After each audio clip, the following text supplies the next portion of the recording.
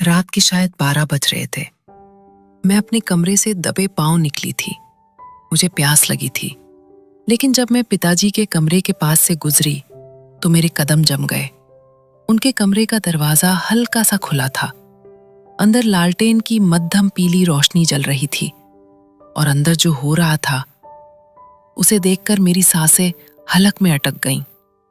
मेरी बचपन की सहेली बिंदिया, जो मेरे ही कहने पर इस घर में रहने आई थी, वो मेरे पिता के बिस्तर पर बैठी थी। मेरे पिता, जिनकी उम्र 55 साल थी, वो पेट के बल लेटे थे। बिंदिया ने अपनी साड़ी का पल्लू कमर में खोंस रखा था। पसीने से उसका ब्लाउज भीगा हुआ था। उसके हाथों में सरसों का तेल चमक रहा था। वो मेरे पिता की कमर पर मालिश कर रही थी, लेकिन वो मालिश कम और कुछ और ज्यादा लग रहा था। उसकी उंगलियां रेंग रही थीं। मैंने देखा, तेल लगाते लगाते वो धीरे धीरे मेरे पिता के ऊपर झुक गई। उसके खुले बाल मेरे पिता की नंगी पीठ को छू रहे थे। उसने अपने होंठ मेरे पिता के कान के पास ले जाकर फुसफुसाते हुए कहा, काका, आपकी कमर का दर्द तो मैं मिटा दूंगी, पर मेरे अंदर जो आग लगी है उसे कौन बुझाएगा। और फिर उसने अपना हाथ मेरे पिता की कमर से नीचे सरकाना शुरू किया। मेरे पिता ने उसे रोका नहीं। मैं दरवाजे के बाहर खड़ी शर्म और गुस्से से कांप रही थी। मेरी अपनी सहेली मेरी मां की जगह लेने की कोशिश कर रही थी, और वो भी इस तरह। पर मुझे नहीं पता था कि मैं जो देख रही हूं वो सच का सिर्फ एक हिस्सा है। असली खेल तो कुछ और ही चल रहा था। दोस्तों, मैं सुमन हूं, और जिस औरत को आपने अभी मेरे पिता के साथ देखा वो बिंदिया है। गांव की सबसे खूबसूरत लेकिन एक गरीब लड़की। मेरी मां को गुजरे हुए 2 साल हो चुके थे। पिताजी हवेली में अकेले पड़ गए थे। वो पुराने जमाने के मजबूत कद काठी वाले आदमी थे, लेकिन मां के जाने के बाद टूट गए थे। उन्हें अक्सर कमर में दर्द रहता था। बिंदिया, जिसके पिता गांव के वैद्य थे, अक्सर मेरे घर आती थी। एक दिन उसने कहा, सुमन, तेरे बाबा अकेले हैं, तू कॉलेज जाती है, घर कौन संभालता है? मैं आ जाऊं कुछ दिन मदद करने? मैं भोली थी। मैंने सोचा सहेली है, घर में रौनक रहेगी। मैंने हाँ कर दी। यही मेरी सबसे बड़ी गलती थी। शुरुआत में बिंदिया बहुत शरीफ बनी रही। काका जी, खाना खा लो, काका जी चाय ले लो। लेकिन धीरे धीरे मैंने उसके हाव भाव बदलते देखे। वो जानबूझकर ऐसे समय पर नहाने जाती जब पिताजी आंगन में होते। वो गीले बालों में भीगी साड़ी में उनके सामने से गुजरती। एक शाम पिताजी बरामदे में बैठे हुक्का पी रहे थे। बिंदिया उनके लिए हल्दी वाला दूध लेकर गई। मैं रसोई में थी, लेकिन मेरी नजर उन पर थी। बिंदिया ने दूध का गिलास दिया।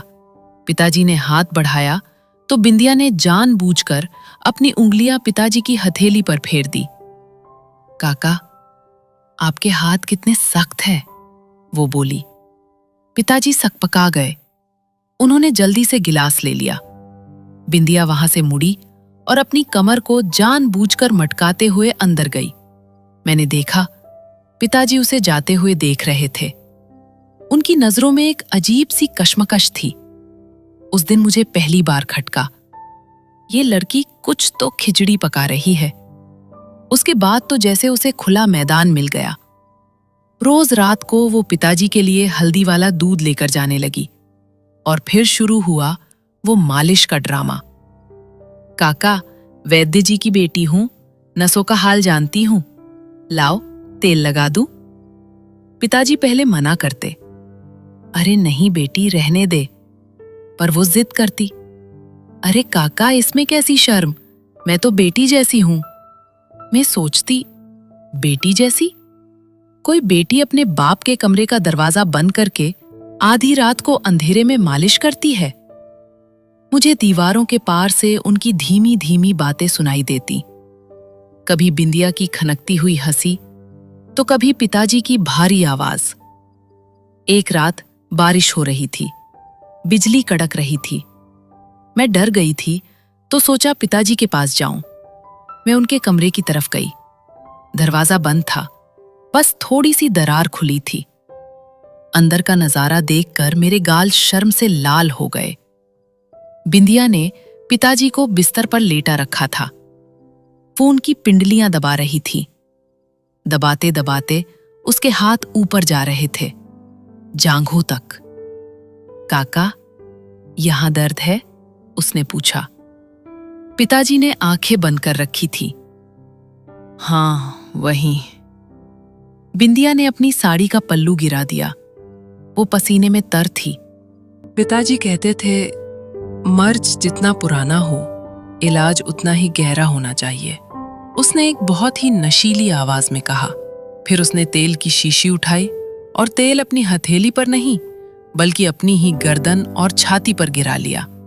और फिर उसने मेरे पिता का हाथ पकड़कर अपनी तेल से भीगी हुई गर्दन पर रख दिया। महसूस करो काका, मेरा बदन कितना तप रहा है। क्या आप इसे ठंडा नहीं करोगे? मेरे पिता कांप रहे थे। उन्होंने हाथ नहीं हटाया। मुझे लगा आज तो कयामत आ जाएगी। ये लड़की मेरे पिता को खा जाएगी। दोस्तों, एक बेटी के लिए इससे बुरा क्या हो सकता है कि वो अपने ही पिता को अपनी सहेली के जाल में फंसते हुए देखे। अगर आप मेरी जगह होते तो क्या करते? क्या उस कमरे में घुसकर तमाशा करते या सबूत का इंतजार करते? अगर आपको लगता है कि बिंदिया गलत कर रही है तो अभी इस वीडियो को लाइक करें। आपका एक लाइक मुझे इस कहानी का सच सामने लाने की हिम्मत देता है। अगले दिन सुबह घर का माहौल बदला हुआ था। बिंदिया अब घर में ऐसे घूम रही थी जैसे वो मालकिन हो। उसने मेरी माँ की संदूक खोल ली थी। वो मेरी माँ के गहने पहनकर शीशे के सामने खड़ी थी। मैंने उसे टोका, बिंदिया, ये क्या बदतमीजी है, उतार इसे। वो पलटी। उसकी आंखों में अब वो सहेली वाली नरमी नहीं थी। चुप कर सुमन, वो चिल्लाई। अब ये गहने मेरे हैं और ये घर भी मेरा है। तेरा दिमाग खराब है? दिमाग मेरा नहीं, तेरे बाप का खराब हुआ है मेरे प्यार में। वो हंस पड़ी। जा, पूछ ले अपने बाप से, वो मुझसे शादी करने को तैयार है। मेरे पैरों तले जमीन खिसक गई। मैं दौड़कर पिताजी के पास गई। वो बरामदे में सिर झुकाए बैठे थे। पापा, ये बिंदिया क्या कह रही है? पिताजी ने मेरी तरफ नहीं देखा। हाँ सुमन, वो सच कह रही है। मैं उससे शादी करूंगा। पापा, आपकी उम्र क्या है और उसकी क्या? लोग क्या कहेंगे, थूकेंगे हम पर। मैं रोने लगी। मुझे परवाह नहीं, पिताजी ने सख्त आवाज में कहा। उसने मेरी सेवा की है, मेरा ख्याल रखा है। तू क्या जाने अकेलेपन का दर्द। मेरी शादी अगले हफ्ते होगी। मैं टूट गई। मुझे लगा बिंदिया ने कोई काला जादू कर दिया है, या फिर रात के उस खेल ने मेरे पिता की मति भ्रष्ट कर दी है। हवस ने उन्हें अंधा कर दिया है। शादी का दिन आ गया। गांव वाले कानाफूसी कर रहे थे। बुढ़ा सठिया गया है, जवान लड़की का नशा है। बिंदिया लाल जोड़े में सजी थी, मेरी माँ के गहनों से लदी हुई। उसके चेहरे पर जीत की खुशी थी। मंडप सजा। पंडित जी मंत्र पढ़ने लगे। फेरे शुरू होने वाले थे। बिंदिया ने पिताजी की तरफ हाथ बढ़ाया। तभी पिताजी ने उसका हाथ झटक दिया। झटके से बिंदिया गिरते गिरते बची। काका, क्या हुआ? वो घबरा गई। पिताजी अपनी जगह से खड़े हो गए। बस बिंदिया, बहुत हो गया नाटक। पूरा मंडप सन्न रह गया। मैं भी हैरान थी। नाटक? बिंदिया हकलाने लगी। कैसा नाटक? हम तो प्यार करते हैं ना? आपने वादा किया था। वादा? पिताजी हंसे। मैंने वादा किया था कि तुझे तेरा असली मुकाम दिलाऊंगा, और वो मुकाम ये मंडप नहीं है। पिताजी ने ताली बजाई। पीछे से दो हट्टे कट्टे आदमी एक लड़के को घसीटते हुए मंडप में लाए। वो लड़का खून से लथपथ था। उसे देखते ही बिंदिया का चेहरा सफेद पड़ गया। रमेश? पिताजी ने उस लड़के को बिंदिया के पैरों में फेंका। पहचाना इसे? ये वही है ना जिसके पाप को तू मेरे माथे मरना चाहती थी? पिताजी ने गांव वालों की तरफ देखा और दहाड़े, सुनो सब लोग, ये लड़की जिसे मैंने बेटी मानकर घर में पनाह दी, ये 2 महीने की गर्भवती है। इस रमेश के बच्चे की मां बनने वाली है। ये सुनते ही गांव वालों के होश उड़ गए। मुझे लगा मुझे चक्कर आ जाएगा। ये रमेश, पिताजी ने उस लड़के की तरफ इशारा किया, ये जुआरी है, शराबी है। इसने बिंदिया को पेट से कर दिया और भागने वाला था। इन दोनों ने मिलकर प्लान बनाया। बिंदिया मेरे घर आई। उसने मुझे हल्दी वाले दूध में नशा दिया, मुझे मालिश के बहाने रिझाया ताकि मैं बहक जाऊं, ताकि एक बार मैं उसके साथ सो जाऊं, और फिर ये इल्जाम मुझ पर लगा दे कि ये बच्चा मेरा है। ये मेरी जायदाद, मेरी हवेली हड़पना चाहते थे। मुझे ब्लैकमेल करके शादी करना चाहती थी। बिंदिया कांप रही थी। झूठ, ये झूठ है। आप मेरे साथ सोए थे, आपने मुझे छुआ था। छुआ था? पिताजी ने अपनी जेब से एक छोटा सा पेन ड्राइव निकाला। मेरे कमरे में सीसीटीवी कैमरा लगा है बिंदिया, सुरक्षा के लिए लगवाया था, पर तेरी करतूतें कैद हो गईं। उस रात जब तूने मेरा हाथ अपनी गर्दन पर रखा था, मैंने तुझे धक्का दिया था, वो सब इसमें रिकॉर्ड है। मैंने तुझे कभी उस नजर से नहीं देखा। मैंने शादी का नाटक इसलिए किया ताकि इस रमेश को इसके बिल से बाहर निकाल सकूं। मुझे पता था कि शादी की खबर सुनकर ये पैसों के लालच में आसपास ही मंडराएगा, और वही हुआ। पिताजी ने मेरी तरफ देखा। सुमन बेटी, तेरी मां की जगह कोई नहीं ले सकता। बिंदिया और रमेश सबके सामने नंगे हो चुके थे। उनका सच, उनकी हवस, उनका लालच, सब बेनकाब था।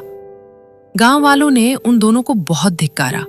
पिताजी ने कहा, मैं चाहूं तो तुम्हें पुलिस को दे सकता हूं, पर मैं नहीं चाहता कि एक आने वाले बच्चे का जन्म जेल में हो।